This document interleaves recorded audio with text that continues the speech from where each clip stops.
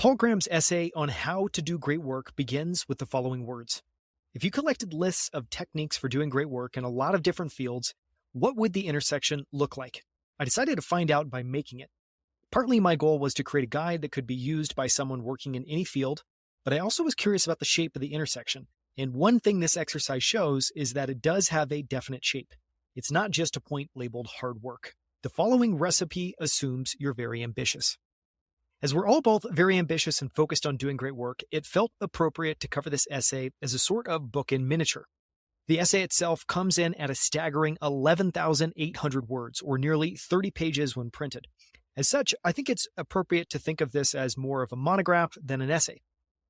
How to Do Great Work explores curiosity, the source of originality, the relationship between breaking rules and new ideas, and how being naive is a form of independent mindedness, as well as why being self-indulgent helps you find overlooked problems, why big ideas are more often questions than answers, and why the best questions grow while you work to answer them.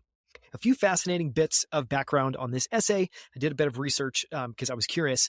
In all, it took Paul Graham about 7 months to write this. So he said somewhere between 6 and 7 months. In the show notes, I'm going to link to all the sources in case you're curious. This essay actually sprung out of a paragraph in another essay he was writing. It seemed such an important topic that he cut it out and made it its own separate essay. Reflecting on this last point, Paul shared, "It's strange to think that such a huge essay could grow out of one paragraph in another essay, but this has happened before. Beyond Smart, which is one of Paul's other, well-known essays, began that way too. There's nothing like writing essays to give you ideas for other essays." So why am I sharing this? This post, how to do great work, has already been widely read by a lot of different people. Everyone has chimed in, everyone from Toby Lutke at Shopify to other founders, saying that it's one of the best pieces of writing they've ever read about how to do great work. The reason I wanted to share this is, one, it's just staggering. Like, this is packed with so many amazing, interesting ideas. And we'll get into the structure in a second. And I'll kind of talk about how I understand it and think about what we're covering and why it's important. But the reason I wanted to share this is, we all are very ambitious. We all care about doing great work. This essay is exactly written for us. And so it's something we should study. It's also the best meditation on the conditions and precursors for great work that I've ever read. So I'm going to link to a bunch of stuff in the show notes. I don't imagine this is going to be a short essay because there's so much to explore. And so I'll jump in, to a little bit of the essay in just a second. But if you're curious for my notes, for some of the excerpts and quotes, for a link to the essay, as well as other related essays, like this to me actually feels a lot like a modern equivalent of Richard Hamming's talk that he gave at Belcourt in 1986 titled You and Your Research, which is another phenomenal piece I'm sure I'll cover at some point in time. Anyways, if you're interested in seeing all of that, I highly encourage you to go find the show notes at outlieracademy.com/greatwork. And you can also, I'll link to the essay. If you haven't read it, you can find it in the show notes for this podcast, just directly below. So with that, let's go ahead and jump in. And what I actually want to do is start with how Paul ended the essay. And so this is all, once you make it 30 pages in, this is what the kind of, last few paragraphs are like at the end. And then we'll jump into the front and start going into the structure of this. Believe it or not, I tried to make this essay as short as I could, but its length at least means it acts as a sort of filter. If you made it this far, you must be interested in doing great work. And if so, you're already further along than you might realize, because the set of people willing to want to is small. The factors in doing great work are factors in the literal mathematical sense, and they are ability, interest, effort, and luck. Luck, by definition, you can't do anything about, so we can ignore that. And we can assume effort. If you do, in fact, want to do great work, it's going to take effort. So the problem boils down to ability and interest. Can you find a kind of work where your ability and interest will combine to yield an explosion of new ideas? Here, there are grounds for optimism. There are so many different ways to do great work, and even more that are still undiscovered. Out of all those different types of work, the one you're most suited for is probably a pretty close match. Probably a comically close match. It's just a question of finding it and how far into it your ability and interest can take you. And you can only answer that by trying. Many more people could try to do great work than do. What holds them back is a combination of modesty and fear. It seems presumptuous to try to be Newton or Shakespeare. It seems hard. Surely if you tried something like that, you'd fail. Presumably, the calculation is rarely explicit. Few people consciously decide not to try to do great work, but that's what's going on subconsciously. They shy away from the question. So what's fascinating here, I'll jump into the essay in a second, but what's fascinating is, as I was kind of preparing for this essay, trying to think about the structure, it's actually remarkably simple. And I would say, the essay starts out you don't have to be reading for long to get maybe the main gist of Paul's findings of what it takes to do great work. And it's really that he thinks there are four things. The first is that you have to decide what to work on. The second is that you need to learn enough about that so that you can get to the frontier of knowledge in that given field, in that given area. The third is that you then, you're on this frontier of knowledge. You need to notice the gaps. You need to notice where things are missing. You need to notice where, little bits of logic or little bits of how this might be done or be done in a better way are missing and can be added. And then the fourth is you need to explore the most promising gaps. And so I would say that's actually relatively simple. What's fascinating is that, the bulk of the essay is actually about more of the how, and I kind of think of it as a bunch of tips for navigating and persisting through these seemingly four simple steps. And it's everything from optimizing for interestingness, to when ideas are simultaneously novel and obvious, they're usually good ones, to why the best questions grow in answering, to why everyone should take as much risk as you can afford. So I break all this down in the show notes. And I would say this is probably an episode where I would highly encourage everybody, because there's, everyone should absolutely go and read the essay, and that's linked there. But even just trying to wrap your head around it, it takes quite a while because there's so much ground that Paul covers in the essay. And so again, highly encourage everyone to go to outlieracademy.com/greatwork in order to kind of see how I break this down and be able to see some quotes and excerpts, because I think it's really interesting. Okay, so now with that, I'm going to go ahead and dive into the essay. Okay, so we're going to start with basically these kind of four rules, these four primers, which I think is really interesting. The first step is to decide what to work on. The work you choose needs to have three qualities. It has to be something you have a natural aptitude for, that you have a deep interest in, and that offers scope to do great work. So all you need to do is find something you have an aptitude for and great interest in. When you're young, you don't know what you're good at and what different kinds of work look like. Some kinds of work you end up doing may not even exist yet. The way to figure out what to work on is by working. You'll probably guess wrong some of the time, and that's fine. One of the things he talks about here that I really like is, and so, just to reiterate, like, what is Paul saying in those last few sentences? What he's saying is, you just need to actually start. And I find this somewhat freeing because I think all of us have this natural, we all desire to be, to have like a perfect record where everything that we try at, we are able to be successful at. And I just love, right at the beginning, it's like, one, you just need to start, and you're going to guess wrong some of the time, and that's okay. And, I think this idea that if you're sufficiently ambitious, you're probably going to want to do more. You're going to have a higher bar for yourself. So that means you're probably going to choose, make some wrong decisions more than people that have a lower bar, lower ambitions. And that's okay. And I think there's something wonderfully freeing about that. He also has an idea in here that I really like, of just that you want to develop a habit of working on your own projects. Don't let work mean something other people tell you to do. If you do manage to do great work one day, it'll probably be on a project of your own.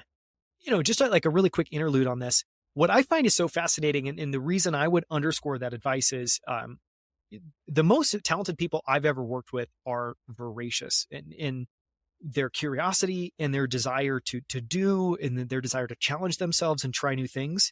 And, this idea of like having your own projects, I think is, there's a couple layers to it. On the one hand, it's work on things that you yourself are excited about and give yourself permission to have these kind of side projects or main projects that you're doing.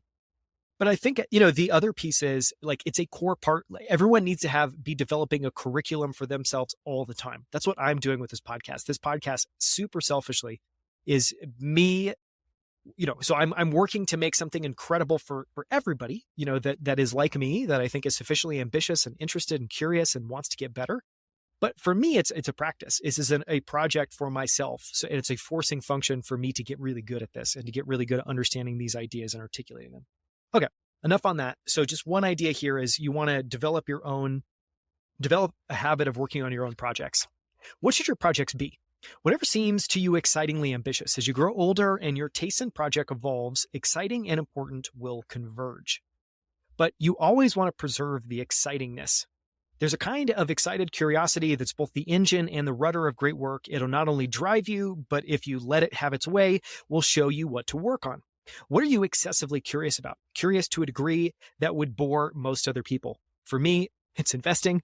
It's a lot of the business books that I cover. That's not an interest that a lot of people share with me, kind of broadly speaking. And so you and I are in a small circle there.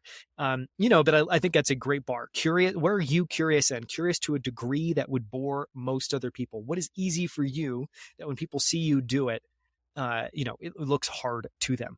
That's what you're looking for. Once you've found something you're excessively interested in, the next step is to learn enough about it to get to one of the frontiers of knowledge. Knowledge expands fractally. And from a distance, it looks smooth, but once you learn enough to get close to one, they turn out to be full of gaps. And so this next piece here, again, going back to kind of the initial framework that we started with here. First, you want to decide what to work on, and you're going to do that by following your curiosity, following what you're most interested in. And then you're going to want to get to work. Second, you're going to want to learn enough about it to get to the frontiers of knowledge. And third, it's about noticing gaps. So the next step is to notice them. Many discoveries have come from asking questions about things that everyone else took for granted. And just an aside for a second, there's some phenomenal footnotes that Paul adds throughout the essay. Some of them are so good, they're interesting enough. I'm going to actually cover them at the end. And so anyways, we just went by one. I'll come back to it at the end. Great work often has a tincture of strangeness. You see this from painting to math. One idea here in terms of how you notice the gaps is to boldly chase outlier ideas, even if other people aren't interested in them. In fact, especially if they aren't. If you're excited about some possibility that everyone else ignores, and you have enough expertise to say precisely what they're overlooking, that's as good a bet as you'll find. I want to read that again because I think there's a lot of wisdom in the sense. If you're excited about some possibility that everyone else ignores, and you have enough expertise to say precisely what they're all overlooking, that's as good a bet as you'll find. And what I love there is it's kind of like this idea or this analogy that you want to be so good.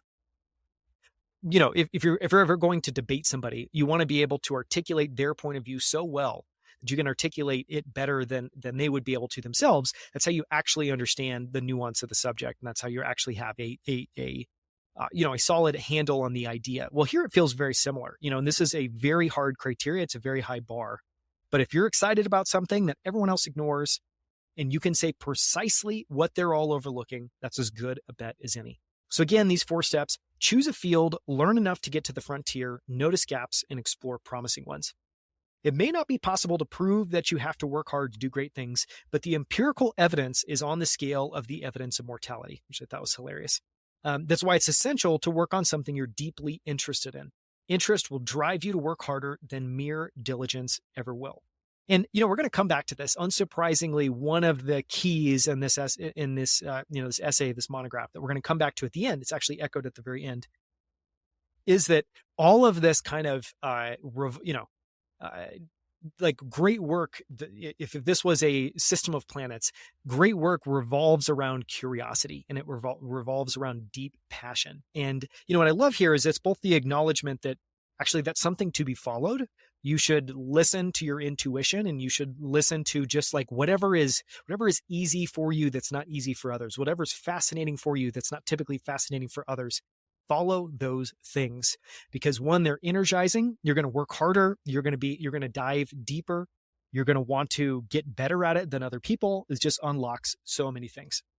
The 3 most powerful motives, just going back to the text, are curiosity, delight, and the desire to do something impressive. Sometimes they converge. And if you want to create something great, it's exactly what you need. You need these all 3 motives: curiosity, delight, and desire to create something great. And this, one way I thought about this, I've heard this kind of phenomenal quote recently. When I hear these powerful motives, but then also the desire to do something impressive. One way I've heard that stated recently, which I really like, is, there's whenever you're looking at anybody, there's a fundamental difference between somebody whose aim is not to lose and someone whose aim is to win. And from the outside looking in, they can actually look very similar. They can appear as someone who's working hard, someone who's earnest. But when you really get down to it and the drives and the motivations and the bar, they're very different. And so what I love about here, again, so you want to, You want to lean into these motives, curiosity, delight, but you especially want to lean into this desire to do something impressive. And you want to look for points where they converge, because that combination is the most powerful of them all. The big prize is to discover a new fractal bud. You'll notice a crack in the surface of knowledge, pry it open, and there's a whole world inside. And so now, this is, as I kind of alluded to, what we've just covered is basically the bulk of the findings. Paul puts it at the very front of the essay. So again, you need to decide what to work on, learn enough about it to get to the frontier of knowledge. You need to notice the gaps in that knowledge. And then, we're going to explore, some of the most promising gaps in that knowledge. The rest of the essay, and so this, printed out, I'm on page 3, and this is 3 of 30. So we're 10%, 10% of it is effectively framing up it. The rest of it, I think, are best thought of as a bunch of tips for navigating and persisting through these 4 simple steps. And so what's fascinating here is it's really not much more complicated than that. But what I love about this essay, and really where all of the meat is in the remaining, 27 pages, where it really is, again, about just tips for making this transition. And what's fascinating structurally, again, I encourage you to read the essay, but it's actually structured as like there are large gaps between these various ideas. And so you can see that these are disparate thoughts that all cohere together into a narrative, but it's also these kind of mini meditations on different ideas, which I really like. Okay, let's talk a little bit about the complicated business of figuring out what to work on. So again, this is all about what to work on, which means that the main reason it's hard is that you can't tell what kinds of work are like except by doing them, which means the 4 steps overlap. You have to work at something for years before you know how much you like it and how good you are at it. The nature of ambition exacerbates the problem. Ambition comes in 2 forms. I thought this was so helpful. One that precedes interest in the subject, and one that grows out of it. Most people who do great work have a mix, and the more you have of the former, the harder it will be to decide what to do. And then he talks about, that in the educational systems in most countries pretend that it's easy. They expect you to commit to a field long before you know what it's really like.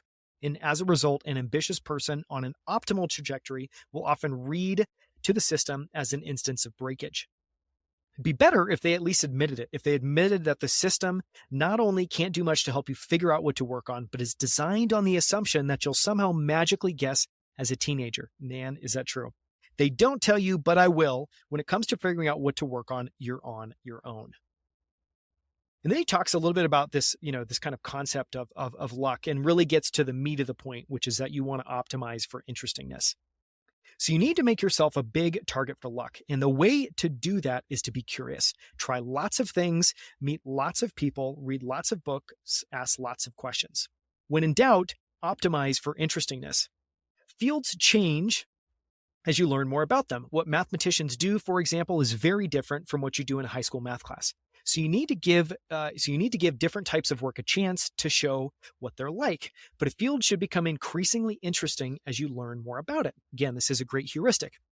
So if we're biasing for interestedness, you want to make sure that the deeper you get into something, the more interested you get. And I think just, to echo my sense, in my life, the things that have sustained my interest now for a decade or decades have all been things that the deeper I got into them, the more I realized that there was so much more to learn, and it felt like an endless pursuit, an endless game in many ways.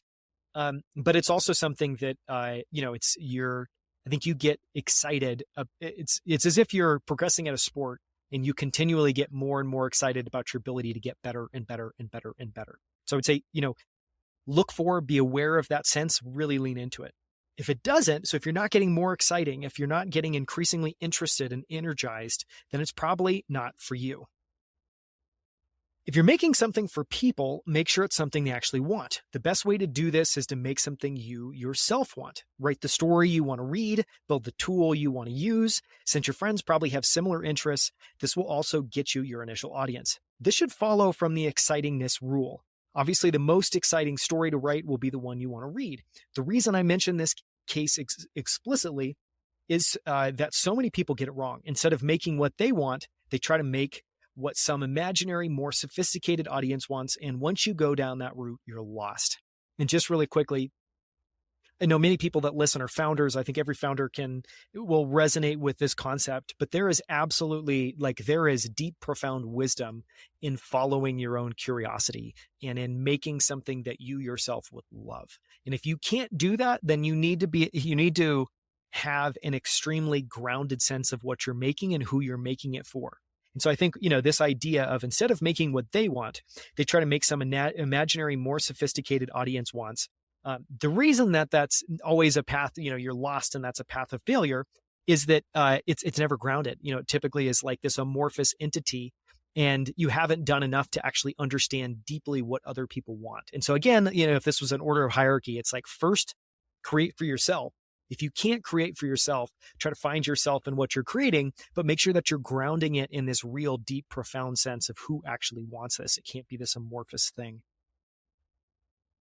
There are lots of forces that will lead you astray when you're trying to figure out what to work on: pretentiousness, fashion, fear, money, politics, and other people's wishes, imminent frauds. But if you stick to what you find genuinely interesting, you'll be proof against them all. If you're interested, you're not astray.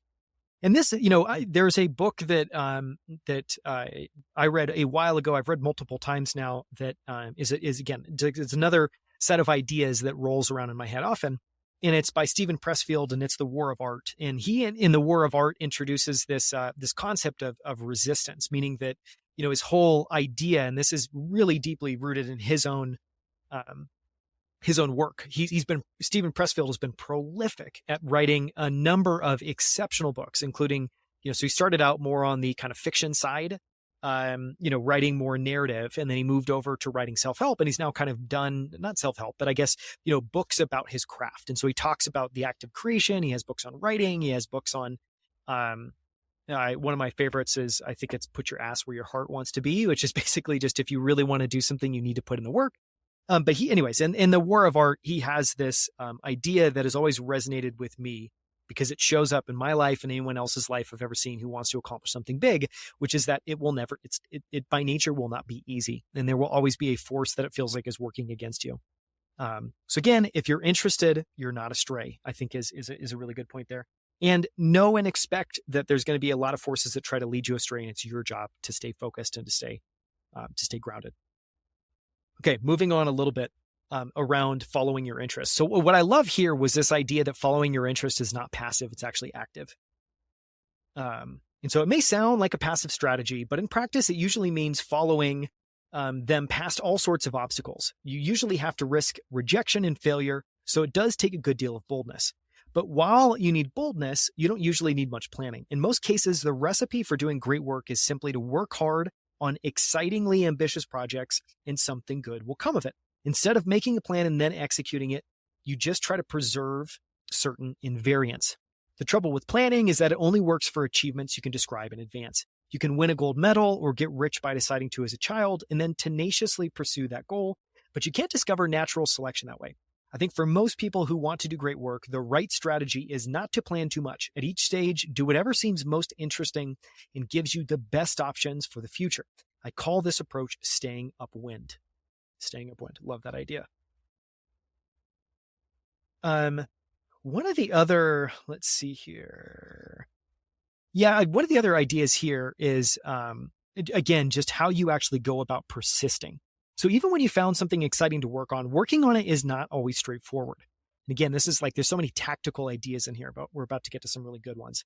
There'll be times when some new ideas make you leap out of bed in the morning and get straight to work, but there will be plenty of times when things aren't like that. You don't just put out your sail and get blown forward by inspiration. There are headwinds and currents and hidden shoals. So there's a technique to working just as there is to sailing. And, the idea that, so this is all kind of a preamble, but what Paul's teeing up is basically this sense of one of the core problems whenever you're working on something difficult is actually working, getting started on it. And this can be getting started in a given day. I encounter this. Everybody encounters this. You have a list of things that you've, clearly articulated. This is what I need to get done today. That does not mean that it's going to be easy to necessarily jump in and actually start doing it. And Paul describes this as, you need activation energy. It'll probably be harder to start working than to keep working. You'll often have to trick yourself to get over that initial threshold. Don't worry about this. It's the nature of work. It's not a flaw in your character. Work has a sort of activation energy, both per day and per project. And since this threshold is fake in the sense that it's higher than the energy required to keep going, it's okay to tell yourself a lie of corresponding magnitude to get over it. It's usually a mistake to lie to yourself if you want to do great work, but this is one of the rare cases where it isn't. When I'm reluctant to start work in the morning, I often trick myself by saying, I'll just read over what I've got so far. 5 minutes later, I found something that seems mistaken or incomplete, and I'm off. I use this trick all the time, and it's actually, I think of it as like basically lowering the bar and creating a small, very easy hurdle to go over. And so, some of the ways I apply the same technique is if I'm having challenging, if I am aspiring to read for 30 minutes, I often find it's much more mentally, it's easier for me to get started. It's easier for me to commit to it. It's easier for me to not come up with excuses if I just set a really low bar. And so what I'll often do is very similar to this idea of just, I'll just read over what I've got so far, which is Paul's, kind of mental trick. My trick is, well, I'll just open up and read for 5 minutes, and I'll put a timer on for 5 minutes. And the number of times that I will actually only read for 5 minutes is probably about 0. And I will end up reading for 20 or 30 minutes. But anyways, it's a helpful mental trick, helpful way. Again, if you want to accomplish ambitious things, you have to get to work. There's activation energy needed. It's easier to keep going once you've done it. Don't be afraid of lowering the bar. Make it easy for yourself. Similar techniques work for starting new projects. It's okay to lie to yourself about how much work a project will entail. Lots of great work begins with someone saying, how hard could it be? But what's important is that you try to finish what you start, even if it turns out to be more work than expected. Finishing things is not just an exercise in tidiness or self-discipline. In many projects, a lot of the best work happens in what was meant to be the final stage. This is so true. Another permissible lie is to exaggerate the importance of what you're working on, or at least in your own mind. If that helps you discover something new, it may turn out to not have been a lie after all. So Paul then introduces this idea. So we talked about activation energy, so this idea that it's a hurdle to get over. It's actually difficult for all of us to get started on something. But once we're started, it's relatively easy. So we talked about that. Now he's going to broaden that out and talk about procrastination and this concept that there's actually multiple different types of procrastination. There's per project procrastination, and there's per day procrastination, and why per project procrastination is so much worse. Since there are two senses of starting work, per day and per project, there are also two forms of procrastination. Per project, procrastination is far more dangerous. You put off starting that ambitious project from year to year because the time isn't quite right. When you're procrastinating in units of years, you can get a lot not done. One reason per project procrastination is so dangerous is that it usually camouflages itself as work. You're not just sitting around doing nothing. You're working industriously on something else. So per project procrastination doesn't set off the alarm bells that per day procrastination does. You're too busy to notice it. And I love this. This is such a simple, actionable way. The way to beat it is to stop occasionally and ask yourself, am I working on what I most want to work on? And I often, that's a perfectly wonderful way of, asking yourself that question. I think to make that a little bit more meta, maybe a little less prescriptive, I often think of it as like you want to force yourself to reflect. One of the things that I've learned over time is that reflection, taking the time to reflect, which is really just saying, maybe this is a bad analogy, but I'll go ahead and use it. Imagine we're all various different ships. It's like most of the time we're at the captain's wheel and all we're focused on is what's exactly ahead of us and making sure that we're avoiding obstacles, making sure that we're headed in the right general direction. What we need to force ourselves to do more often is to actually take a bigger step back. And I think of this as kind of, what are you doing when you do that? Well, you're what you're trying to do is one, go higher level. Ray Dalio has talked about this in Principles. One of the concepts that he uses is that you want to kind of look down from above. And he talked about this in the concept of work. And, you're creating the system and you want to be able to look down on your machine. And he thinks of, what is a machine? A machine could be your business. Machine could be the way that you go about investing. It's some sort of system or process you've put together. But that what you ultimately need to be able to do is like kind of become objective and be able to look down from above and really be able to see things clearly. That is what reflection is all about. You're trying to see reality. You're trying to force yourself to confront some things that you probably are pushing out of your mind.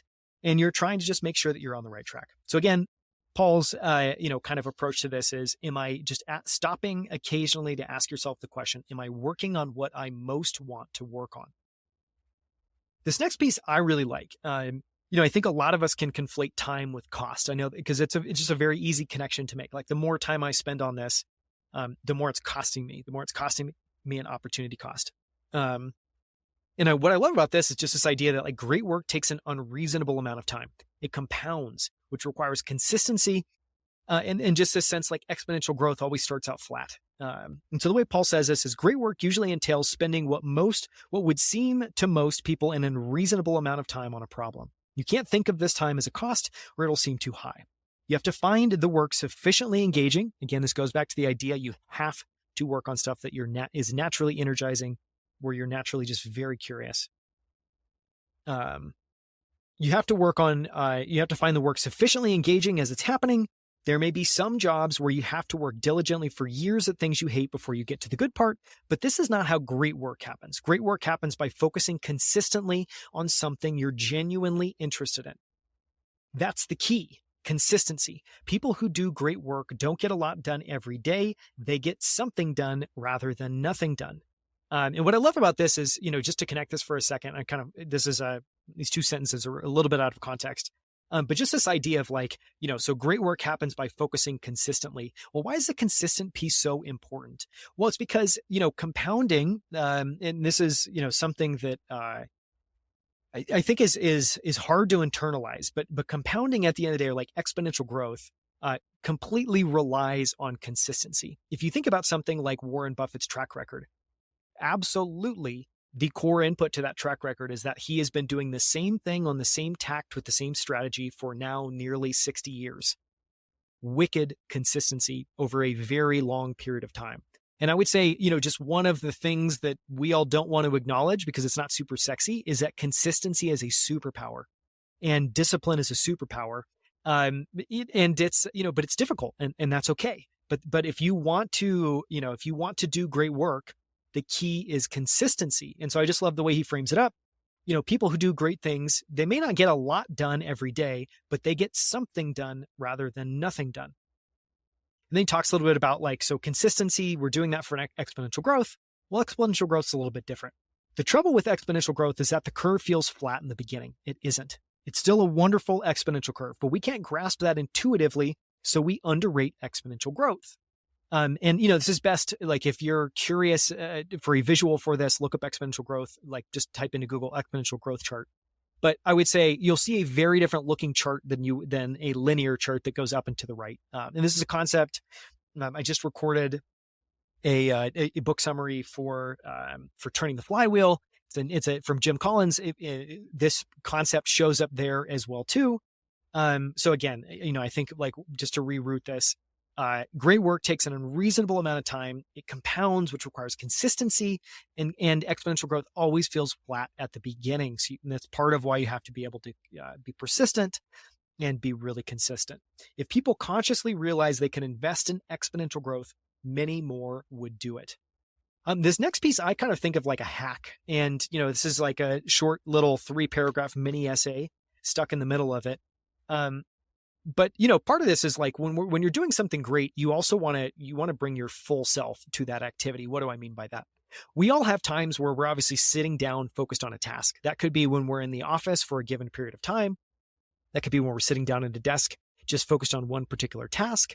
But I would say greatness, and I think that, Paul clearly recognizes this and talks about it, it demands all of you. And you need to make this something that you're always thinking about, that's always on your mind. You're trying to use every ounce of time and energy and effort to be able to get really good at this.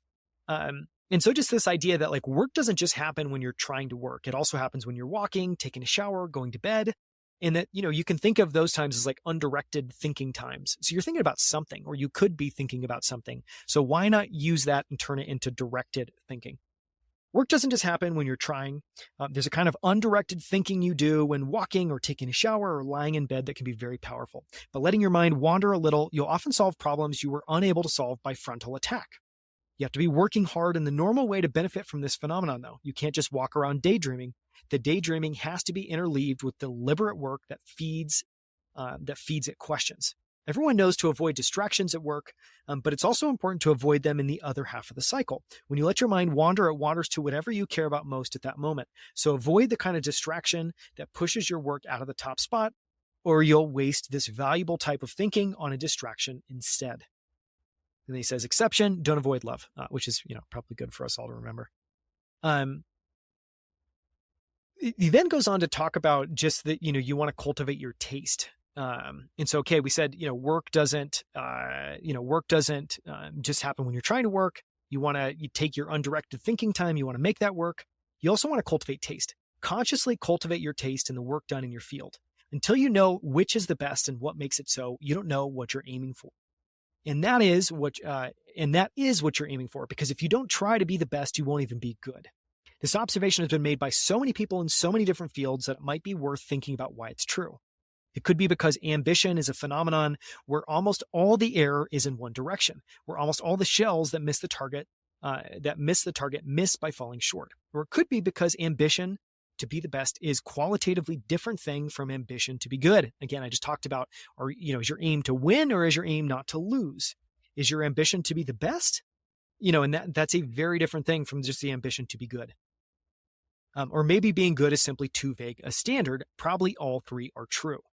One way to aim high is to make something that people will care about in 100 years. And I think this is like a really useful principle of, okay, if we're trying to do great work, if we're trying to work on problems that are unbounded, that just have a scope that allows for greatness, then what's maybe a bar we can apply to that? What's one way to be able to gut check that? And I just love this idea because I think it strips whatever your particular goal is of all the bullshit, and it focuses you on what's actually important is, focus ridiculously maniacally on just making something people will care about in 100 years. That is a very high bar. That is a bar I think that will encourage you to think in a way that is much more durable, and in a way that's much more true to who you are. And that's true to really trying to create something that's rooted outside of the noise of what's happening today and is rooted in stuff that's timeless. It's just a phenomenal bar. One of the things he talks about, and we're going to talk about this next, is the desire to work in a distinctive style. And you could think about this as, okay, if we're all ambitious, we key in on people that we are sources of inspiration for us. This could be people we want to be like. This could be people that that we want to emulate. And I think what's wonderful here, and this comes up a little bit more of just like intellectual honesty and leaning into what's true for you and not trying to copycat or be something that you're not. Is just to not, you want to just show up and be yourself. And I think about this, my kind of notes in the sidebar was being the best equals you're going to be, you're going to have a distinctive way of working. And so if your goal is to have a distinctive way of working, don't pursue that, just pursue being the best. And if you pursue being the best, that's going to require you to be yourself. That's going to require you to, just set an extraordinarily high bar. And that's going to automatically translate to a distinctive way of working, but it's going to be true to you. So it's not going to be from emulating other people. Paul says this. Paul says it this way. Don't try to work in a distinctive style. Just try to do the best job you can. You won't be able to help doing it in a distinctive way. Style is doing things in a distinctive way without trying. Trying to is affectation. Affectation is in effect to pretend that someone other than you is doing the work. You adopt an impressive fake persona. And while you're pleased with the impressiveness, the fakeness is what shows in the work. So just do the work and your identity will take care of itself. And he kind of goes off on this idea of affectation, which I actually had to look up just so I understood it a little bit better.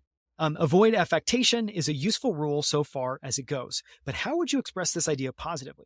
How would you say what to be instead of what not to be? The best answer is earnest. If you're earnest, you avoid not just affectation, but a whole set of similar vices. Just a profoundly simple thing. Just be earnest. Just literally try to be the best. Set ambitious goals for yourself, like trying to make something that will be relevant and durable and useful 100 years from now as it is useful today.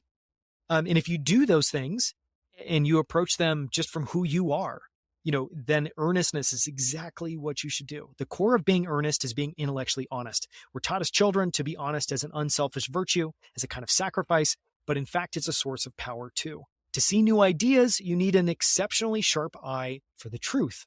You're trying to see more truth than others have seen so far. Another subtle component of earnestness is informality. Informality is much more important than its grammatical negative name implies. It's not merely the absence of something, it means focusing on what matters instead of what doesn't.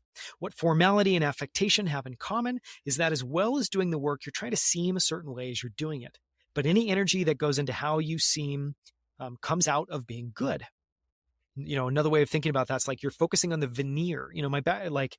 My background's in design. I've spent a lot of time helping companies, achieve their goals of showing up in the world a given way. And, I see a lot of corollaries between this. One of a typical conversation with the CEO. So I work with a lot of early stage companies. And every company that I work with has very high ambitions when it comes to their brand, their standards for design, how they want to show up in the world. Everybody approaches that problem generally in the same way, which is that at first they want to start by copying other people. And I would say that's actually exactly what Paul's saying here. You're trying to do affectation. You're trying to say, we're a startup, we're a, say 10-person team with high ambitions, incredibly talented, laser focused on a mission. But, what we really want to do is just borrow Apple's design aesthetic or pull from these 5 companies or these 3 companies or these 2 companies. Well, this is a very similar problem that you and I all have, which is we all have a desire to be seen a certain way in the world, or we all have a desire to show up in the world a given way.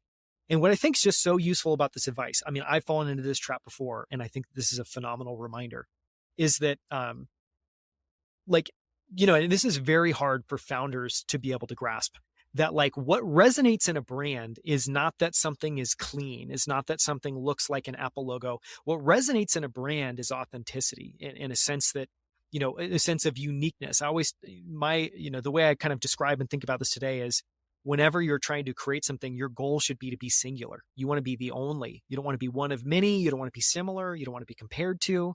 You want to be one of one. And so it's a long-winded way of saying when I think of avoiding affectation, when I think of being intellectually honest, when I think of informality, and just this idea of your energy is going into the veneer, it's not going into the substance. That's what I pull from this. And I think it's really helpful. That's one reason nerds have an advantage in doing great work. They expend little effort on seeming anything. In fact, that's basically the definition of a nerd. Be the one who puts things out there rather than the one who sits back and offers sophisticated sounding criticisms of them. The route to great work is never easy. The Old Testament says it better to keep quiet lest you look like a fool, but that's advice for seeming smart. If you actually want to discover new things, it's better to take the risk of telling people your ideas. Some people are naturally earnest, and with others, it takes conscious effort. Either kind of earnestness will suffice, but I doubt it would be possible to do great work without being earnest. It's so hard to do even if you are. You don't have enough margin for error to accommodate the distortions introduced by being affected, intellectually dishonest, orthodox, fashionable, or cool. So said another way, just to strip it all down, show up authentically. Do not try to be anything. Just focus on making something great. And if you focus on making something great, and if you lean into your own intuition and you lean into your own, just the way, the thing that you're going to naturally be able to create, it will be distinctive, and it will be distinctive for you. It'll be one of one. It'll be singular. I absolutely have a very strong point of view that all great work, and great work's a very different bar than good work. All great work is singular. And anytime I ever feel like I'm struggling to create something, I always try to reroute myself. And actually the goal is to create something singular. And so what do I need to do at this moment in time to try to do that or push that forward one step more? One of the other things that I like here is just this idea that great work is consistent. And so Paul talks about this. Paul talks about this a little bit. Great work is consistent, not only with who did it, but with itself. It's usually all of a piece. So if you face a decision in the middle of working on something, ask which choice is more consistent. You may have to throw things away or redo them. You won't necessarily have to, but you have to be willing to. And that can take some effort. When there's something you need to redo, status quo bias and laziness will combine to keep you in denial about it. To beat this, ask, if I'd already made the change, would I want to revert to what I have now? This idea, you have to have the confidence to cut. Don't keep something that doesn't fit just because you're proud of it or because it cost you a lot of effort. Indeed, in some kinds of work, it's good to strip whatever you're doing to its essence. The result will be more concentrated, you'll understand it better, and you won't be able to lie to yourself about whether there's anything real there. Mathematical elegance may sound like a metaphor drawn from the arts. That's what I thought when I first heard the term elegant applied to a proof.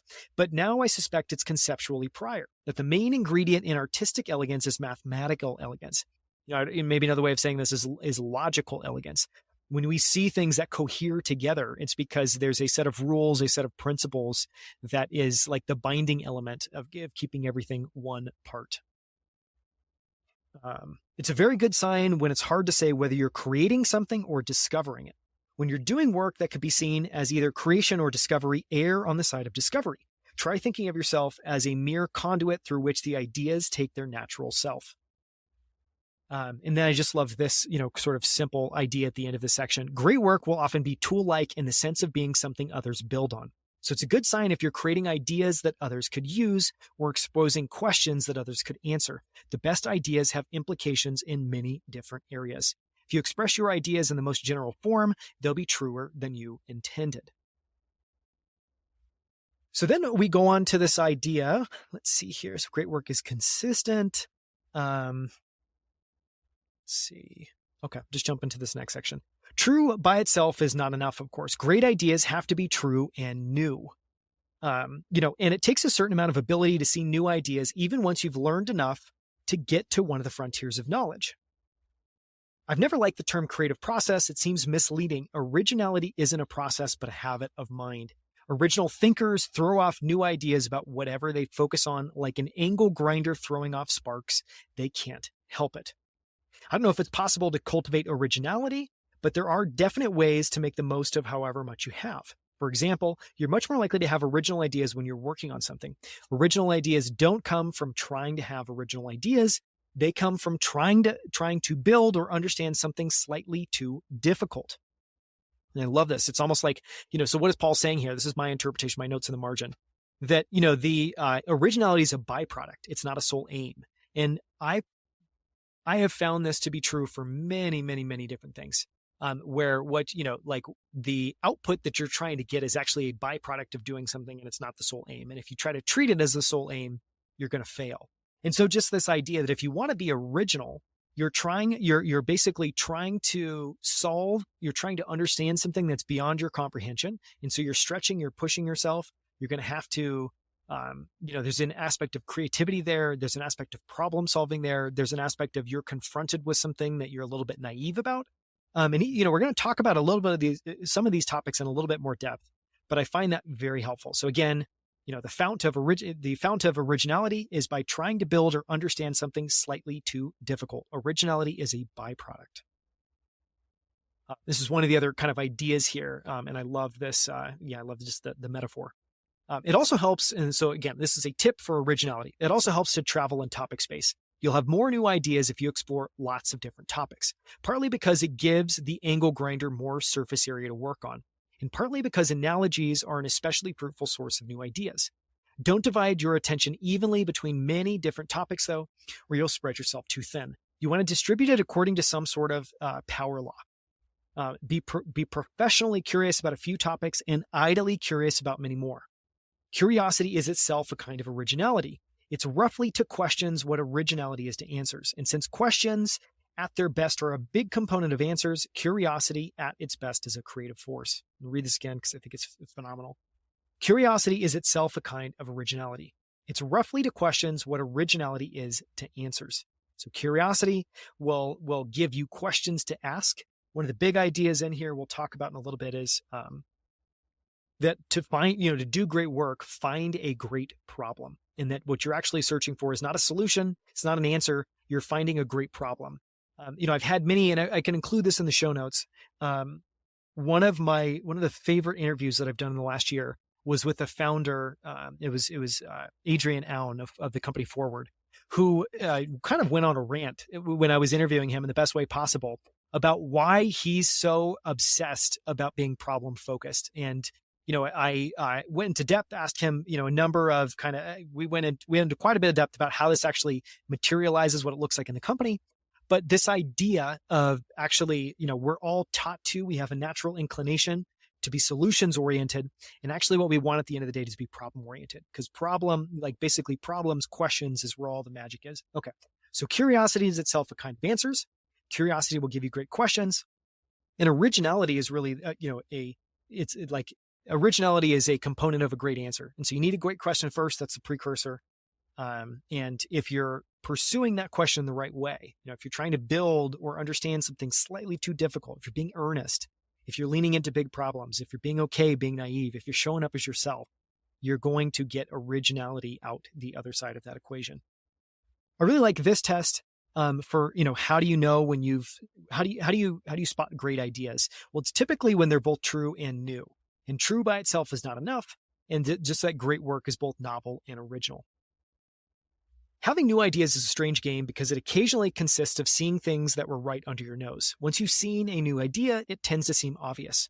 Why did no one think of this before?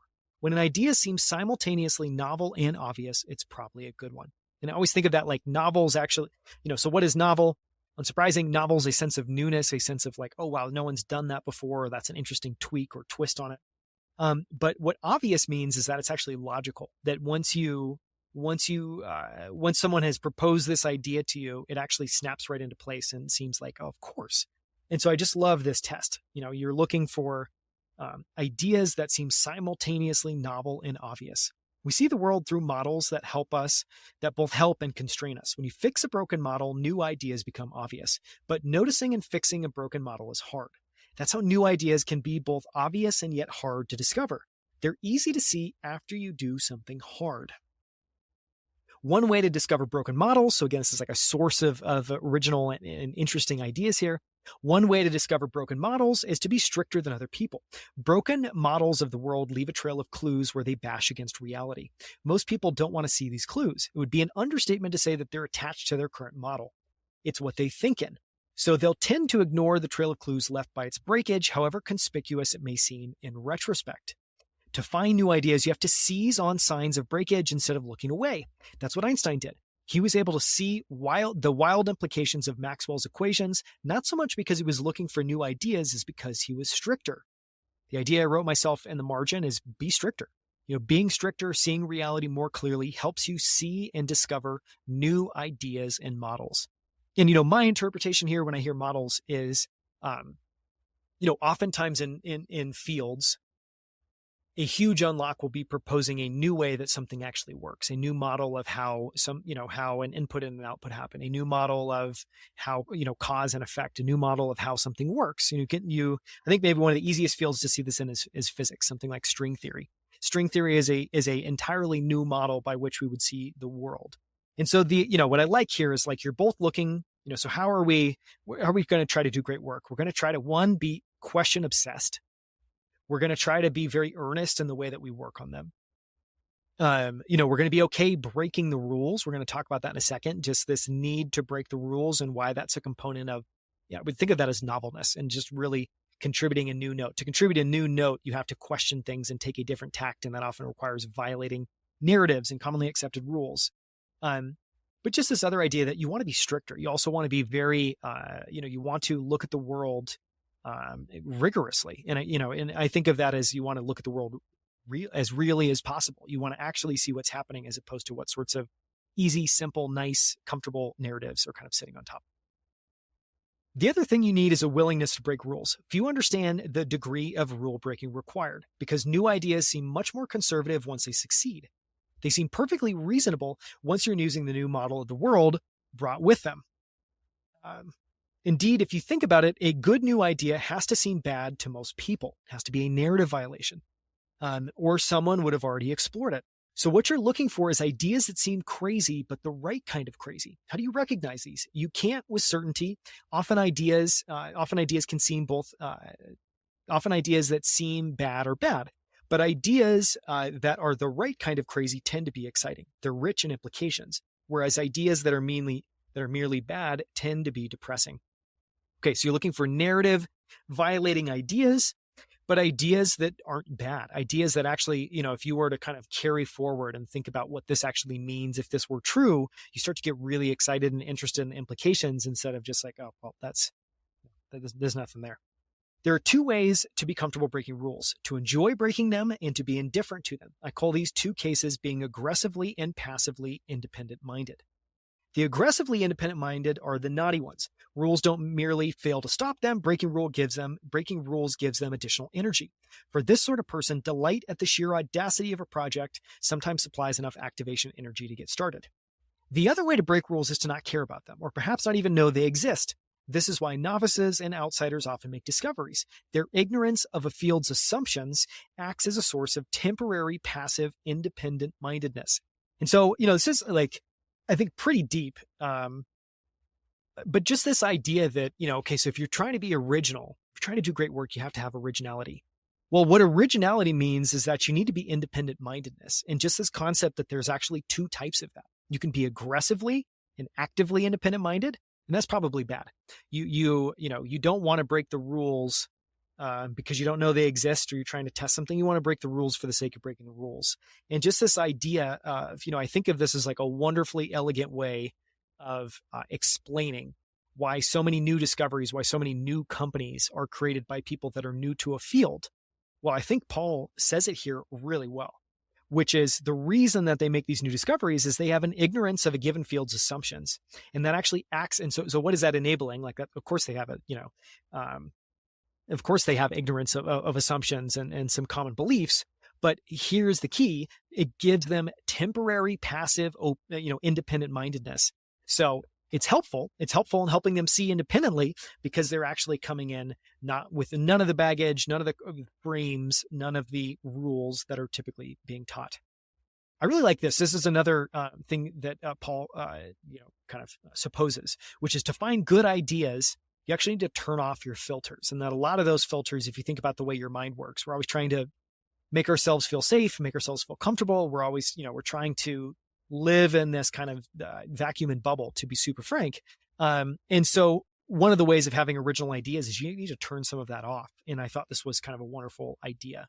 And obviously the idea here is you want to turn off the filters, including some subconscious ones, so that you can get more new ideas.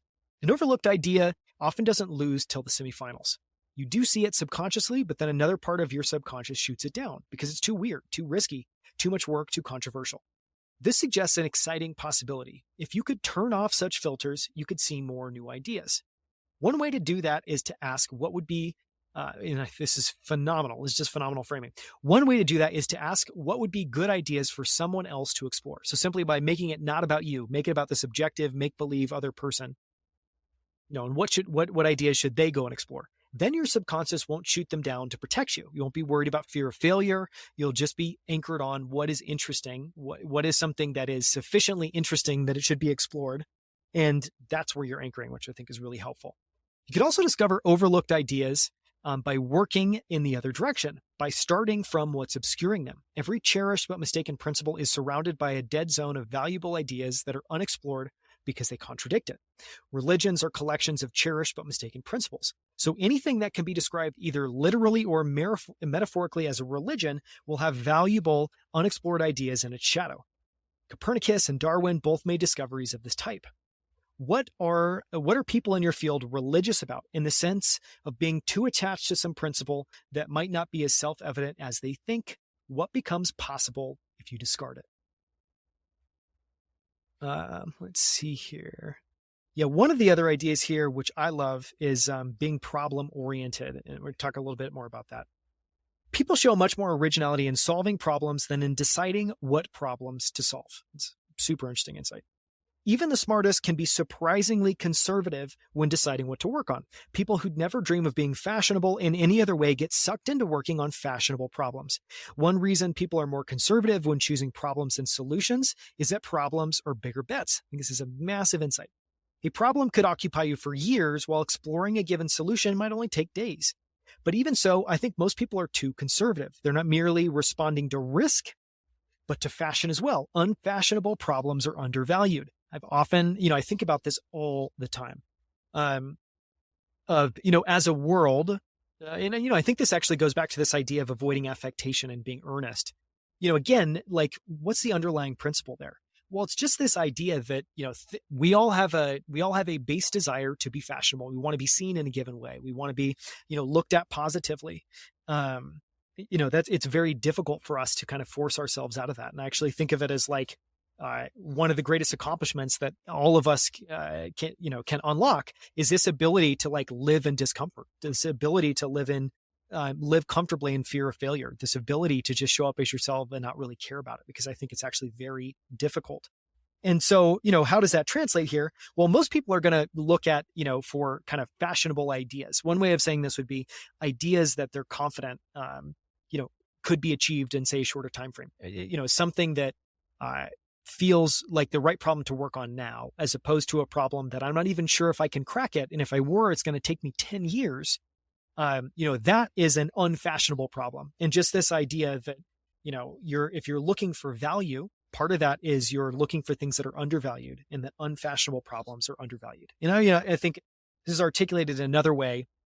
I often think of as just like unsexy problems. It's the same, maybe similar, slightly different wording, but you want to find the unsexy problems that other people are avoiding, that other people aren't looking at, because you'll have less competition. Of course, that's what you want to do. Great work often takes something that already exists and shows its latent potential. So if you're interested in a field that others think is tapped out, don't let their skepticism deter you. People are often wrong about this. Working on an unfashionable problem can be very pleasing. There's no hype or hurry. Opportunists and critics are occupied elsewhere. The existing work often has an old school solidity, and there's a satisfying sense of economy in cultivating ideas that would otherwise be wasted. But the most common type of overlooked problem is not explicitly unfashionable in the sense of being out of fashion. It just doesn't seem to matter as much as it actually does. How do you find these? By being self-indulgent, by letting your curiosity have its way, and tuning out, at least temporarily, the little voice in your head that says you should only be working on quote unquote important problems. This is such a key insight. And again, goes why, if we're trying to do great work, curiosity is at the center, because curiosity is, maybe another way of saying it's a very pure force. It is analytical, it is rigorous, it is energized, and so you always want to be, you don't want to follow your curiosity and let that help you find problems. Because, you don't want to, just don't look at other signals and don't look to other people. You do need to work on important problems, but almost everyone is too conservative about what counts as one. Oof. It's like a challenge for you and I. Is what you're working on too conservative? Are you focused on a solution as opposed to a question? And how could you raise the bar on your ambition? And I think a big piece that I love about this essay is it is challenging. Like many ideas in here are uncomfortable, because if they're true and you believe in them, then you should be setting a higher bar for yourself. And I think this is a great way of saying that.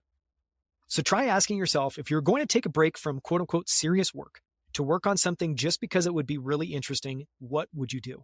The answer is probably more important than it seems. Originality in choosing problems seems to matter even more than originality in solving them. Love this. Originality in choosing problems seems to matter even more than originality in solving them.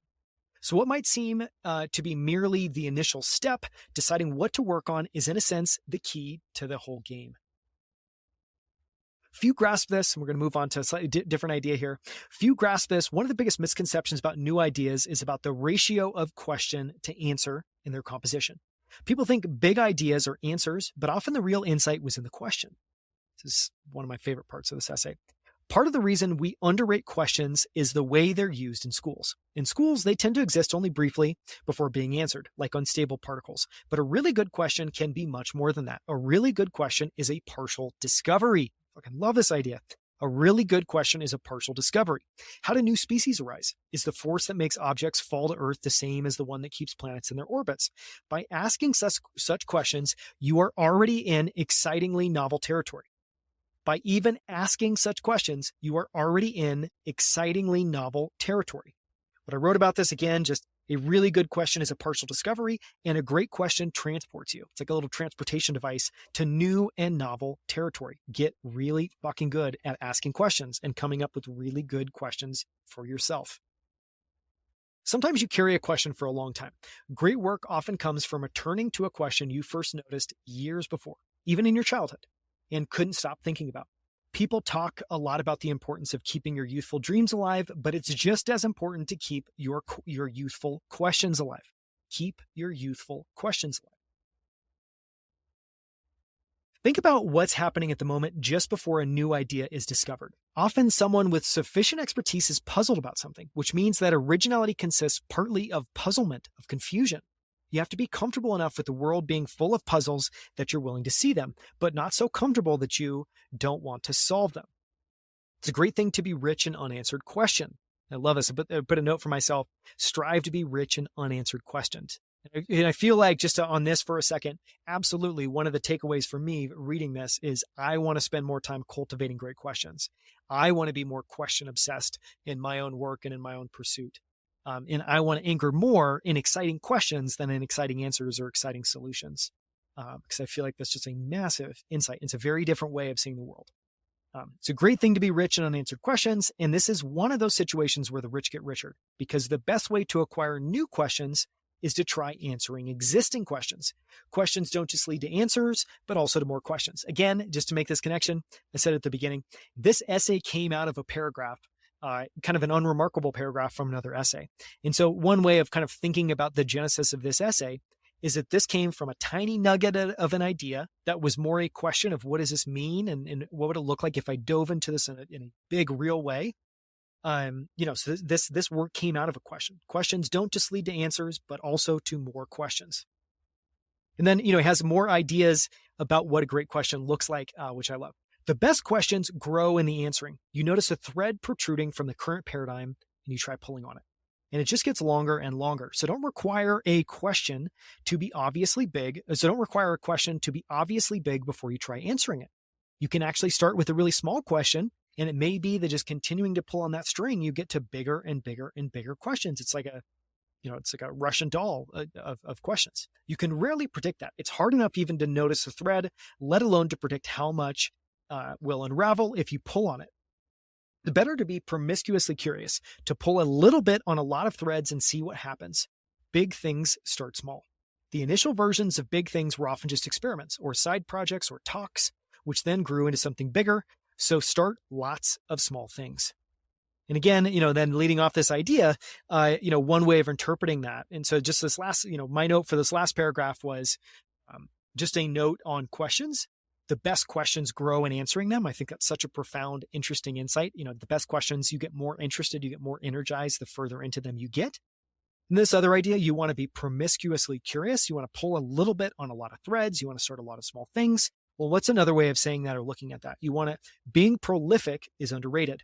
The more different things you try, the greater the chance of discovering new things. Understand, though, that trying lots of things will mean trying lots of things that don't work. You can't have a lot of good ideas without having a lot of bad ones. Though it sounds more responsible to begin by studying everything that's been done before, you'll learn faster and have more fun by just trying stuff. And you'll understand previous work better when you do look at it. So err on the side of starting, which is easier when starting means starting small. Those two ideas fit together like puzzle pieces. How do you get from starting small to doing something great? By making successive versions, by iterating. Great things are almost always made in successive versions. And, one way of thinking about this that I've often thought about is like, why is this true? Why do you want to start small? And why do all great things that actually cohere? So all big things that actually are impactful and well done, why do they always start small? Well, I think another way of thinking about this, like you actually have to start, I think about this with teams, actually, when I'm building teams. Like one just insight that I've had is to scale a team, to scale a function. So I spend a lot of time in design. To scale a design team, you need to have something there to start with. You need to have a core. You need to have, like a seed that's actually gelling. You need to have a gravitational center. And I think the same thing is true when you think about, so ideas that are going to grow and cohere together and be impactful. I think part of the reason they start small and that you're working in successive iterative versions is you need to start with something of substance that's working. You need to, one way of thinking about it, Paul earlier in the essay talked about unstable particles. You need your initial small idea needs to be a stable particle. It needs to be something that coheres, something that sparkles, something that you can scale. And then from there, what you're going to do is you're going to just think very iteratively. And, one way I've often thought about that, one question I actually ask myself is when working on ideas is just to kind of root myself in this idea that it's iterative and that I should be less planned and I should be more rooted in just the next right move. one question that I'll ask myself is, where should I put the next hour or dollar in a given project? And I feel like what's wonderful about that question is it keeps you rooted in the sense of it's iterative. I don't need to be thinking necessarily 10 moves ahead. If I just, have something of quality that I'm working on, it can be very, very, very small. But if I'm working to grow bigger, I just need to make the next right move and the next right move. And I feel like that mode is uncomfortable, but that's also what gets us to compounding, this idea of just being consistent, working, starting small, doing successive versions. It all coheres together. You start with something small and evolve it, and the final version is both cleverer and more ambitious than anything you could have planned. It's particularly useful to make successive versions when you're making something for people, to get an initial version in front of them quickly and then evolve it based on their response.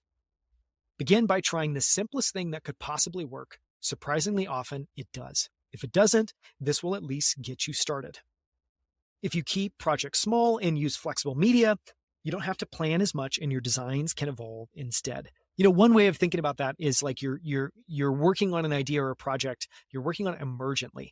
You're starting with something, and this act of being iterative, I think honestly what that allows is for something to emerge slowly over time. Like one of the other ideas that I have, along these lines of allowing something to emerge is in creative process. If we're working on, say, a new product design, one of the things that you want to do, like all the times one of the big topic conversations I have with founders often is around how to set design teams up for success. And a counterintuitive insight is that what a successful process looks like for a design team or a product team is that they allow themselves to surprise themselves to come up with surprising answers. And that may not sound very profound, but there's a bunch of precursors that are very obvious. If you want to be able to surprise yourself, one, you can't start with a crystal clear idea of what you want to be able to build. Sure, you absolutely want to start with some idea, some like frame of reference or some sense of the ambition. But what you actually want to do is more focus on questions and not answers. And you want to bake in enough time up front to, really be able to look at multiple different ideas and triangulate and to allow something to emerge. And so again, just this idea of like great work is often emergent. You want to get to something great and big and ambitious. It always starts small, and it's great to work iteratively. Great things are almost always made in successive versions. Okay, now switching to this topic of risk, just a very straightforward insight. You want to take as much risk as you can afford. Every project that fails can be valuable. In the process of working on it, you'll have crossed territory few others have seen and encountered questions few others have asked. And there's probably no better source of questions than the ones you encounter in trying to do something slightly too hard. This is like just a profound, interesting insight. Use the advantages of youth when you have them and the advantages of age once you have those. The advantages of youth are energy, time, optimism, and freedom. The advantages of age are knowledge, efficiency, money, and power. With effort, you can acquire some of the latter when young and keep some of the former when old. The old also have the advantage of knowing which advantages they have. The young often have them without realizing it.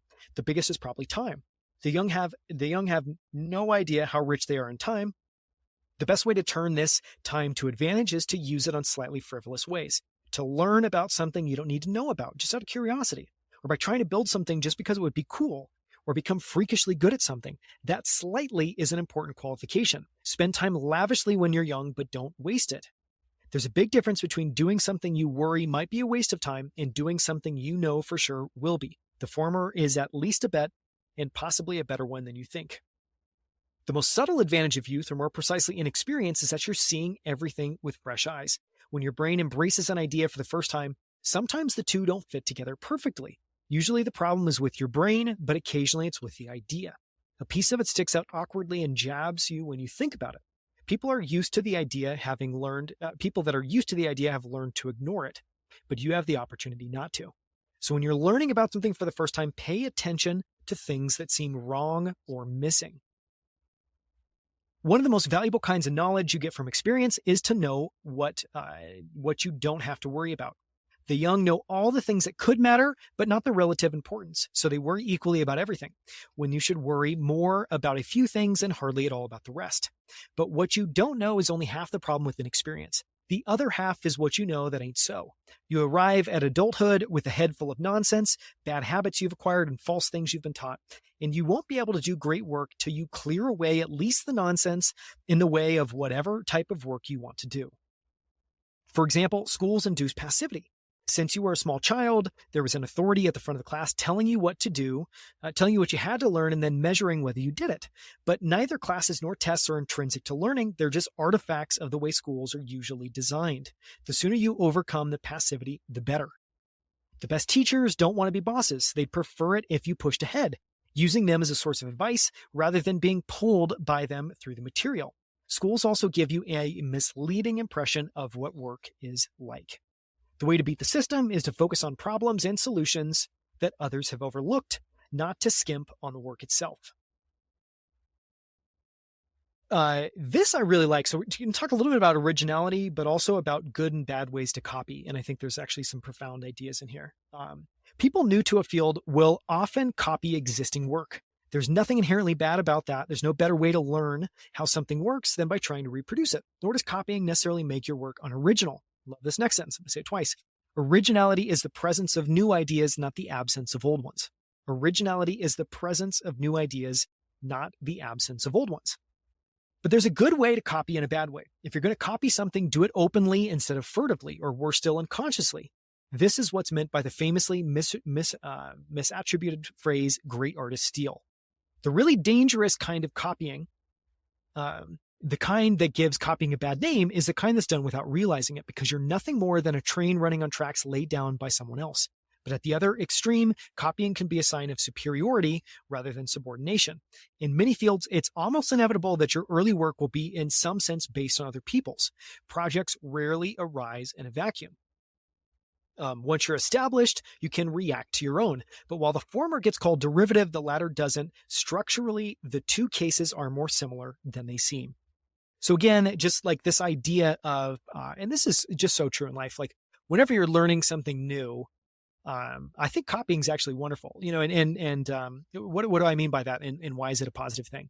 Well, I think part of copying is trying to figure out your tone and your voice and your take. And again, I have a profound belief, Paul echoes it in here, that, what's the best way to learn about something? I think of it as like, you need to come into reality. You need to come into contact with it, because the only way you get to ground truth is by actually trying and doing. You have to get out of hypothesis and theses and what do I think could happen? And you just need to jump in and start doing it. And I would say, one of the ideas in this essay is like, just start. Find something, be okay making some mistakes, be okay taking some risks, be okay and intellectually honest with yourself about what's working and what's not, but try something. And, be unafraid to copy. But what you want to do is you want to, just like remember that you can copy in the sense of using old ideas that aren't yours, ideas that have been in the industry or in the vein of work for a long period of time. But ultimately, great work has originality. It has some novelty to it. And so, originality is the presence of new ideas. And so ideally, don't copy outright, don't copy wholesale, but copy and then modify, and I would say one of the best ways I would say to copy well is to copy from many different places and be a master at conglomerating those things together.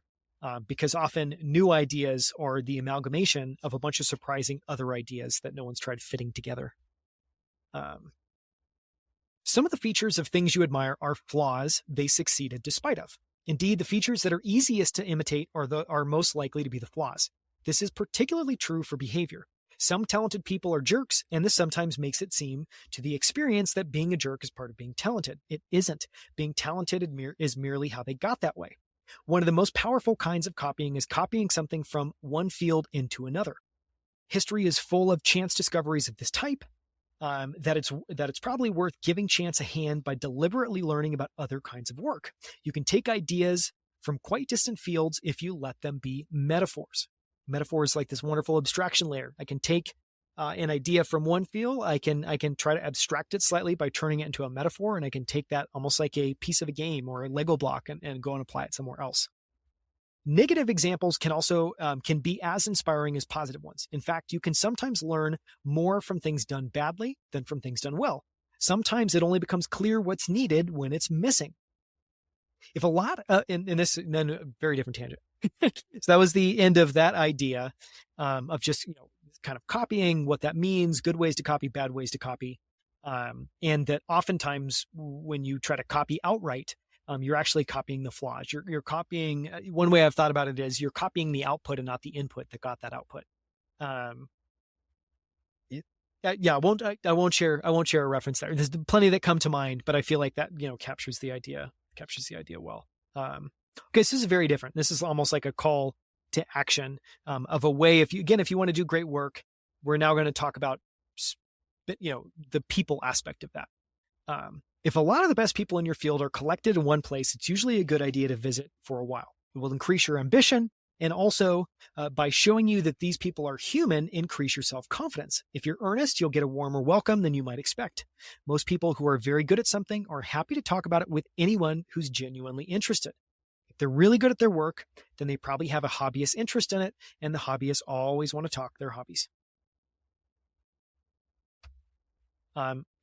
So related to this, so that idea, one way of saying it's like, if you want to be the best in the world at something, go and find out where many of the most talented people are, and you want to go put yourself in that network. This is why if you're a founder, historically the advice would be to go to Silicon Valley. It's still great advice, although now there are multiple hubs where there are amazing founders and amazing investors and incredible talent, employees that want to work in early stage companies. But, it's an easy hack. And I just love the note because I think it's very true. Part of going there and being there in person is just you actually come encounter with other people that are doing this at a really high level. And you will, in my case, may I frame it that way, probably more accurate. In my case, I've had the chance to work with exceptionally talented people. Keith Raboy at Square, who's now gone on to Open Door, Founders Fund, Jack Dorsey, profoundly talented executives that have gone on to do some really amazing things. And you absolutely find by working with those people, I would say it's kind of a 50-50 case of things that are intimidating about how good they are at aspects of what they do. And from that, you can pull so much inspiration and you can pull so many ideas of how you can tactically get better or strategically get better. But similarly, you're going to find out that they're human, and you're going to find out that, everybody has rough edges and corners and things that they have to work on and things that they're not great at. And part of becoming successful is learning how to work around those things. And, just disabuse yourself of this notion that anybody does not have things, that cannot be improved. And, why is this all important? Well, sure, we're all imperfect. But I think, Paul captures the right idea that a big part of just doing great work is having the confidence that you can. And part of that confidence, I would say, is, knowing people that have done great work and knowing that they're humans, knowing that, they're not all that different. Okay. Similar but different idea, so you obviously want to seek out the best colleagues. There are a lot of projects that can't be done alone. And even if you're working on one that can be, it's good to have other people encourage you and to bounce ideas off of. Absolutely. Colleagues don't just affect your work, though. They also affect you. So work with people you want to become like, because you will. Work with people you want to become like, so you will. Quality is more important than quantity in colleagues. It's better to have one or two great ones than a building full of pretty good ones. Amen. In fact, it's not merely better, but necessary judging from history. The degree to which great work happens in clusters suggests that one's colleagues often make the difference between doing great work and not. How do you know when you have sufficiently good colleagues? In my experience, when you do, you know. Which means if you're unsure, you probably don't. But it may be possible to give a more concrete answer than that. Here's an attempt. Sufficiently good colleagues offer surprising insights. They see and do things that you can't. So if you have a handful of colleagues good enough to keep you on your toes, in the sense, you're probably over the threshold. And I think that's exactly right. What is the bar for good colleagues? Good colleagues are, there's a degree to it that it's intimidating. It makes you want to show up with your A game. It makes you want to contribute at the level that they're contributing. And it makes you want to, combine your efforts to really create something that either of you independently would not be able to create. Most of us can benefit from collaborating with colleagues, but some projects require people on a larger scale. And starting one of those is not for everyone. If you want to run a project like that, you'll have to become a manager, and managing well takes aptitude and interest like any other kind of work. If you don't have them, there is no middle path. You must either force yourself to learn management as a second language or avoid such projects. This next piece I love, which is obviously if you're going to work on something ambitious, morale is critically important. And so the kind of meta note here is like husband your morale. It's the basis of everything when you're working on ambitious projects. You have to nurture and protect it like a living organism. Morale starts with your view of life. You're more likely to do great work if you're an optimist, and more likely if you think of yourself as lucky than if you think of yourself as a victim. Morale also compounds via work. High morale helps you do good work, which increases your morale and helps you do even better work. Maybe said another way, morale works like a flywheel. You want to have a positive flywheel of morale. One of the biggest mistakes ambitious people make is to allow setbacks to destroy their morale all at once, like a balloon bursting. You can inculcate yourself against this by explicitly considering setbacks as part of the process. Again, explicitly considering setbacks as part of the process. Solving hard problems involves some backtracking. I'm going to stop here for a second just to add a meta reflection. I used to have a belief that, that optimism meant that I should expect that there are no setbacks, and I should expect that, I should just have an unrealistic view about how things would go. And I would say, as I've done more ambitious things, as I've gotten older, as I've had success and failure, I feel like that's been tempered, and it's accurately reflected in how Paul Graham talks about it here, which is now I think about optimism as I have an undeniable underlying belief that I can overcome and that I can figure something out and that I can persist. But I have I know that it won't be easy. I know that there'll be setbacks. I know there'll be surprises. I know that there'll be periods where I feel wrong and stuck and like I can't make progress. And I would say that version of optimism that's tempered with reality is so much more helpful than a version of optimism that is tempered in just an unrealistic view of the world. And so I love here, it's like, you want to be optimistic, you want to work with ambitious people, but you also want to, understand that there's going to be setbacks. You want to see that as part of the process. Why? Because then you're not going to be surprised if, so much of reality and our emotional reality is based off our expectations. I just think that's profound. So if at first you don't succeed, try again isn't quite right. It should be, if at first you don't succeed, either try again or backtrack and then try again. Never give up is also not quite right. Obviously, there are times when it's the right choice to eject. Or more precise version would be, never let setbacks panic you into backtracking more than need be. Corollary, never abandon the root node. It's not necessarily a bad sign if work is a struggle, any more than it's a bad sign to be out of breath while running. Such a good insight. It depends how fast you're running. So learn to distinguish good pain from bad. Good pain is a sign of effort. Bad pain is a sign of damage. One of the things that Paul talks about here, which is, I think is helpful to reiterate, is, there's a physical component of doing great work. And I think that's not talked about enough. Like, one of the insights I've had, and we'll get into how this relates to Paul's thoughts in a second. But one of the insights I've had is, if you look at successful people, by and large, they tend to be much more athletic and focused on physical health, and just, being at the top of their physical capabilities than people that aren't. And I would say one way of thinking about that is actually just to recognize, it's not that these people are superhuman. It's not that these people really care, about looking and feeling good. But it's that it's important. And I think they know that how they're feeling physically, and their physical body, it will color everything else that they do. And so again, it's just this idea of like, if you want to do great work, if you want to have a very high bar for yourself, if you want to be able to persist over decades, you need to care for yourself physically. You're one whole entity. And so I just love, there's a couple of lines from this essay that relate to that. Ultimately, morale is physical. You think with your body, so it's important to take care of it. That means exercising regularly, eating and sleeping well, and avoiding the most dangerous kinds of drugs. Running and walking are particularly good forms of exercise because they're good for thinking. People who do great work are not necessarily happier than everyone else, but they're happier than they'd be if they didn't. In fact, if you're smart and ambitious, it's dangerous not to be productive. People who are smart and ambitious but don't achieve much tend to become bitter. It's okay to want to impress other people, but choose the right people. The opinion of people you respect is signal. Fame, which is the opinion of a much larger group you might or might not respect, just adds noise. The prestige of a type of work is at best a trailing indicator and sometimes completely mistaken. If you do anything well enough, you'll make it prestigious. Competition can be an effective motivator, but don't let it choose the problem for you. Don't let yourself get drawn into chasing something just because others are. In fact, don't let competitors make you do anything much more specific than work harder. Again, curiosity is the best guide. Your curiosity never lies, and it knows more about you, more than you do about what's worth paying attention to. Notice how often the word has come up. If you asked an oracle the secret, and I think this is all profound, and we'll start wrapping up here in a second. We're almost at the end of the essay. And so this, is the conclusion of just rerouting it in curiosity. If you asked an oracle the secret to doing great work and the oracle replied with a single word, my bet would be on curiosity. It doesn't translate directly to advice. It's not enough just to be curious. You can't command curiosity anyway, but you can nurture it and you can let it drive you. Curiosity is the key to all 4 steps in doing great work.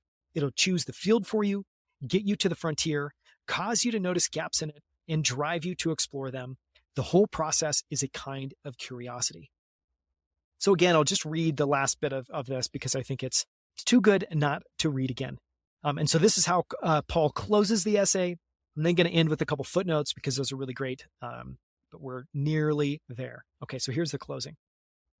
Believe it or not, and you know now, we've been talking about this. We've been going through this essay for 90 minutes. So there's, and hopefully I have done a good job of exposing the wealth of insights that I found inside this. Because my whole job, my whole goal with these is to not only use this as a way for me to really meditate on this, be able to articulate these thoughts, but I want to be an amazing conduit for compressing and distilling these for other people. Believe it or not, I tried to make this essay as short as I could, but its length at least means it acts as a filter. If you made it this far, you must be interested in doing great work. And if so, you're already further along than you might realize because the set of people willing to want to is small. The factors in doing great work are factors in the literal mathematical sense, and they are ability, interest, effort, and luck. Luck, by definition, you can't do anything about, so we can ignore that. And we can assume effort if you do, in fact, want to do great work. So the problem boils down to ability and interest. Can you find a kind of work where your ability and interest will combine to yield an explosion of new ideas? Here, there are grounds for optimism. There are so many different ways to do great work, and even more that are still undiscovered. Out of all those different types of work, the one you're most suited for is probably a pretty close match, probably a comically close match. It's just a question of finding it and how far into your ability and interest can take you. And you can only answer that by trying. Many more people could try to do great work than do. What holds them back is a combination of modesty and fear. It seems presumptuous to try to be Newton or Shakespeare. It also seems hard. Surely, if you tried something like that, you'd fail. Presumably, the calculation is rarely explicit. Few people can consciously decide not to try to do great work, but that's what's going on subconsciously. They shy away from the question. So I'm going to pull a sneaky trick on you. Do you want to do great work or not? Now you have to decide consciously. Sorry about that. I wouldn't have done it to a general audience, but we already know you're interested. Don't worry about being presumptuous. You don't have to tell anyone. And if it's too hard and you fail, so what? Lots of people have worse problems than that. In fact, you'll be lucky if it's the worst problem you have. Yes, you'll have to work hard, but again, lots of people have to work hard. And if you're working on something you find very interesting, which you necessarily will if you're on the right path, the work will probably feel less burdensome than a lot of your peers. The discoveries are out there waiting to be made. Why not by you? So that was, I'll end in a second by just tossing in a couple of the footnotes that I really enjoyed. But that was how to do great work. It's an incredible essay, 11,800 words. Took me 90 minutes to go through and talk through. And you can find more about it. You can see all of my notes, excerpts, quotes, some amazing stuff at outlieracademy.com/greatwork. And I'm going to end with just a couple of footnotes. And so one of the things I really like, I rarely do this. I always notice when people will add basically notes or footnotes to a document. And as I was reading this, I started noting like, wow, there's actually kind of a lot. I think in total there's 20, something like that, 29 footnotes. And some of them are just great. So I thought I couldn't conclude without including some of those. So I'm just going to talk through them really quickly. These are some of my favorites. Doing great work means doing something important so well that you expand people's idea of what's possible. My takeaway from that is that that's actually the definition of great work. One of the things I really like collecting is, definitions of words or terms that feel personal to me and have significance. Just try to do something amazing and leave it to future generations to say if you exceeded. I think it's a great way of kind of taking the pressure off of yourself. Again, aim to create something that's relevant 100 years from now. Just aim to create something amazing and don't worry about judgment. Don't worry about judgment now. I thought this insight was interesting. A lot of stand-up comedy is based on noticing anomalies in everyday life. Did you ever notice? New ideas come from discovering this about non-trivial things. It's about noticing anomalies. Finding something to work on is not simply a matter of finding a match between the current version of you and a list of known problems. You'll often have to co-evolve with the problem. This was an interesting way of thinking about how you might pursue a problem, how you might spar with the problem through time. You'll often have to co-evolve with the problem. Just as we overestimate what we can do in a day and underestimate what we can do for over several years, we overestimate the damage done by procrastinating for a day and underestimate the damage done by procrastinating for several years. If you set your life up right, it will deliver the focus relax cycle automatically. The perfect setup is an office you work in and that you walk to and from. So obviously, one of the things we talked about a lot here is just doing great work is all encompassing. It requires all of you. And just this idea that, of course, a piece of that, because doing great work is going to mean you're going to have to pursue a big problem that allows for greatness over a long period of time. You're going to need to move between focus and relaxation. And just this idea that, keep that front of mind. Think about how you can set that up in your life so you can enable yourself to be able to really persist over the longest period of time possible. That's how compounding works. Consistency over long periods of time. Don't try to be anything except the best. I think that's a great, ridiculously simple takeaway to take away from this. Just focus on being the best. Be earnest. It'd be a good exercise to try writing down a list of questions you wondered about in your youth. Again, this idea of like keeping your youthful questions alive. You might find you're now in a position to do something about them. I haven't done this exercise. I don't know if I'd have anything particularly insightful, but someone listening might. And so I encourage you all to think about that. Are there questions from your youth you might want to rethink about now? You talk about this idea, I think it's just helpful to keep in mind. If you want to have good ideas, you must have many ideas. Another way of saying that is if you want to have good ideas, you must have bad ideas. Bad ideas are a precursor to good ideas. It's absolutely essential. Bad works, is a precursor to great work. A shitty draft of an essay is a precursor to a great draft of an essay. Start small, work on something that's stable, that has substance, work iteratively. One way to tell whether you're wasting time is to ask if you're producing or consuming. This was a really interesting question. Writing computer games is less likely to be a waste of time than playing them. And playing games where you create something is less likely to be a waste of time than playing games where you don't. So one way to tell if you're wasting time is to ask whether you're producing or consuming. Okay, I will leave it there. Again, I highly encourage you to read How to Do Great Work in full. You can find a link to that essay in the show notes below this podcast, this video on YouTube. You can find my notes as well as my favorite excerpts and quotes from this essay at outlieracademy.com/greatwork. You can also subscribe to the podcast there. You can find all of our previous episodes. We've got 160 plus now. And then finally, to get my top 10 highlights from this essay. So everything that I go through and share here, I ultimately distill down. It's a great forcing function for me into my top 10 highlights. It's a great way for me to say, just, in this case, I read 11,800 words. What are the 10 highlights that I want to save that for me, I will think of as if I reread those, that's kind of getting the essence, the distillation of this idea. I do this for everything and I share this. And so if you're interested in getting this, I do it for every book, letter, speech that I share. Sign up for my email list at newsletter.outlieracademy.com. That's newsletter.outlieracademy.com. Thank you so much. And again, this was a summary, really more of like a deep dive dissection of How to Do Great Work by Paul Graham.